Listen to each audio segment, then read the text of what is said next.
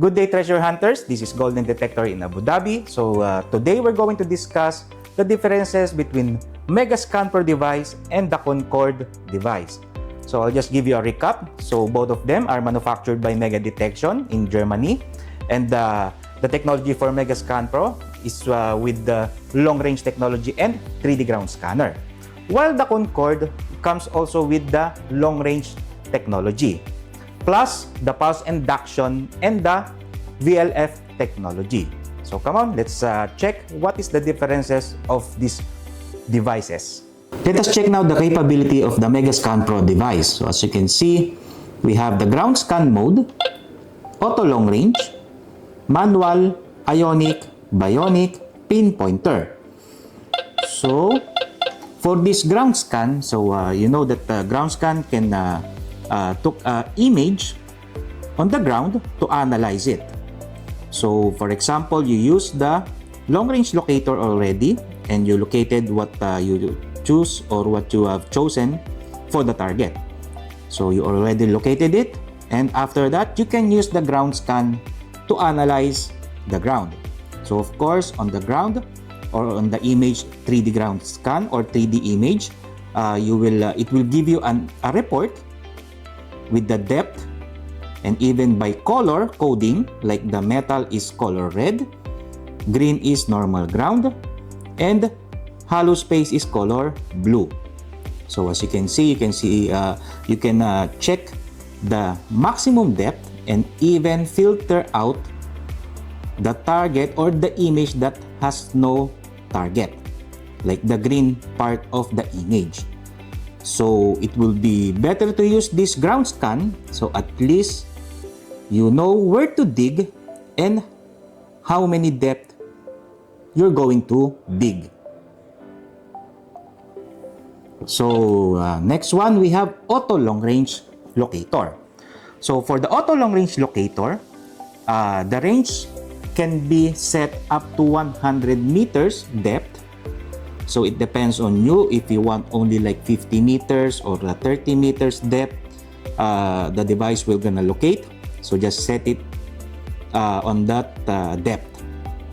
So for the range, it can be set up to 3,000 meters, and of course it will give you the percentage of the targets that is available on the surroundings. So like for example, gold, diamond, iron, so it will give you a report for that. So at least before doing the manual long-range locator modes or using the manual long-range locator mode, you know that there is something on the surroundings. So better auto long-range and then manual long-range locator. So this one is the manual long-range locator. So as you can see, manual long-range locator, you can choose the specific target that you want to search for. Like for example, you can set the target choosing the gold treasure or even other types of metals like iron, silver, and bronze, and even diamond and gemstones. So once you selected one target, it will only locate that target or the target that you have chosen. And you can also select or adjust the range. So from 0 to 3,000 meters. So for example, you choose 500 meters, so the device will only search until 500 meters. So for the depth as well, it is adjustable. You can adjust from 0 to 50 meters. So for example, again, 10 meters, you want the device to search, then it will only search for 10 meters if you set on 10 meters. So it's up to you which depth you want to search for this manual long range mode.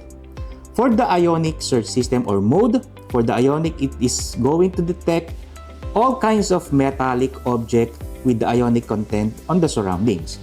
So just for example, old buried coins, old buried gold bars, and jewelry, and even metals. So once the device detected the metallic object and you are near to it, or the device is near to the target, it will give you a higher tone sound. to pinpoint the target. So for the bionic search system or mode, it's like ionic mode, but the differences is that on one area, once the device detected something or some metallic object, and then you spotted on the other location again, and it give you a sound, or pointed on the other location and it will give you a sound signal or tone signal, meaning the first detection is the same content of the second detection. Just like, for example, on the first detection, the device detected gold. So for the second one, that it's going to give a tone or signal or sound, meaning the second one is also same as gold. So for the next one, we have pinpointer. So pinpointer mode, it will give you a signal for metallic object and even hollow space. So as you can see, it's better to use this pinpointer to remove the trash iron near to the ground before using the 3D ground scanner technology or mode. So now this is the Concord device. So let's check the capability of it. So as you can see, it has auto long range locator, control long range locator, manual long range locator, pulse induction, and the smart detect. So smart detect is the VLF technology. So for this auto long range locator, it's same like the Mega Scan Pro. Both of them has this mode. So for auto long range, it will give you the percentage as well for the percentage of the surroundings. If it is how many percentage of the gold, silver, iron, and even this diamond.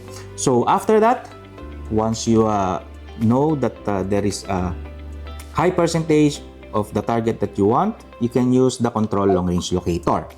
So control long range locator, this control long range locator, it can be adjusted by using the frequency. So different metals, there's a different frequency of it, or specific frequency of the metallic object, so including gold.